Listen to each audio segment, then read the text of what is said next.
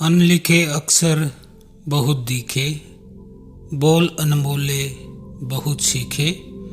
भरे घट पाए कई रीते, पनप भी न पाए हम बीते। अधिकतर लोग ऐसे ही बीत जाते हैं, पनप भी न पाए हम बीते। सभी बीज लेकर आते हैं ब्रह्म होने का, और बीज के जैसे ही मर जाते हैं। फिर बीज और कंकड़ में भेद क्या?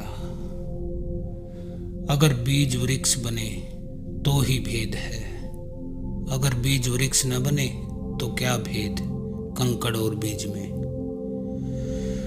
बीज बन सकता है वृक्ष, बस यही भेद है। इस जगत में जो व्यक्ति अपने भीतर छिपे परमात्मा को जान ले, वही भरा, शेष सब खाली ही चले जाते हैं।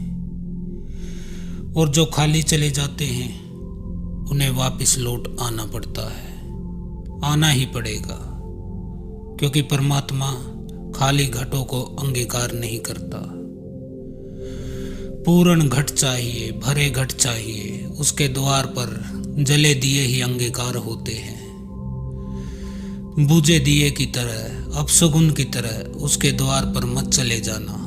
जले दिए की तरह जाना, भरे घट की तरह जाना, छलकते घट की तरह जाना, पूर्ण घट की तरह जाना। तुम कुंभ बनकर जाना तो ही अंगीकार हो सकोगे, अन्यथा वापिस लौटा दिए जाओगे। जब बीज की तरह जाओगे तो लौटा दिए जाओगे। ऐसे ही आवागमन चलता है।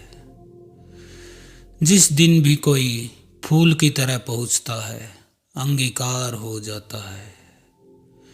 इसलिए तो हम मंदिर में पूजा के लिए फूल ले जाते हैं, वह तो प्रतीक है।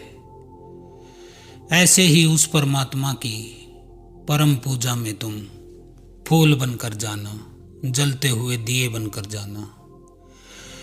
फिराक तू मुसाफिर है, तू ही मंजिल भी, किधर चला है मोहब्बत की चोट खाए हुए। और ख्याल रखना, तुम बीज हो, तुम ही वृक्ष, तुम ही मृत्यु हो, तुम ही अमृत, तुम ही प्रगट हो, तुम ही अप्रगट, तुम ही आकार, तुम ही निराकार। फिराक तू मुसाफिर भी है, तू ही मंजिल भी, और मंजिल के बाहर भी नहीं है। और तुझसे कुछ दूर और अन्यथा नहीं है। अपने ही भीतर हृदय में टटोलने की बात है। लेकिन आदमी और सब जगह खोजता है, एक जगह नहीं खोजता, अपने भीतर नहीं खोजता।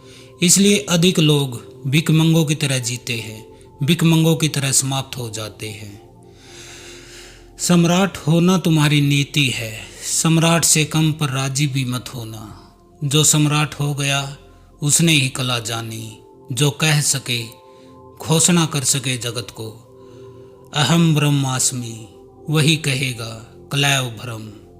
ब्रह्म ही कला है, आत्यंतिक कला है, जीवन की सबसे बड़ी कला। और क्या हो सकती है? तुम्हारे भीतर जो भी बिखरा पड़ा है, बेनिखरा पड़ा है, निखारे। तुम्हारे खदान में जो हीरा अनगढ़ पड़ा है, वह गढ़ा जाए। तुम्हारे भीतर जो ज्योति दबी पड़ी है, वह उमगे। जो गीत तुम गाने आए हो, गा सको। जो नृत्य तुम्हारे पैरों में छिपा है, वह प्रगट हो। जो सुगंध तुम लेकर आए हो, वह लुटा सको हवाओं को। जिस दिन तुम अपने को फूल की भांति हवाओं में लुटाने को समर्थ हो जाते हैं, उसी दिन मुक्ति फलित होती है, वही समाधि है।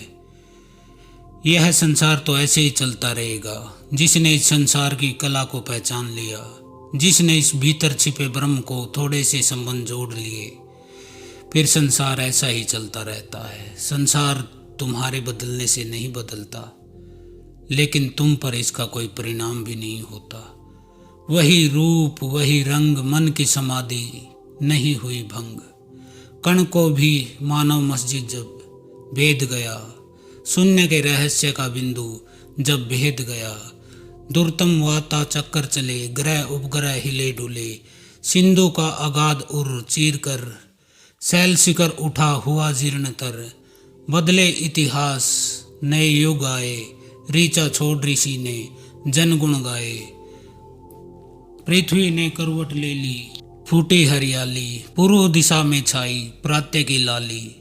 तब भी रहा वही रूप वही रंग, मन की समाधि नहीं हुई भंग।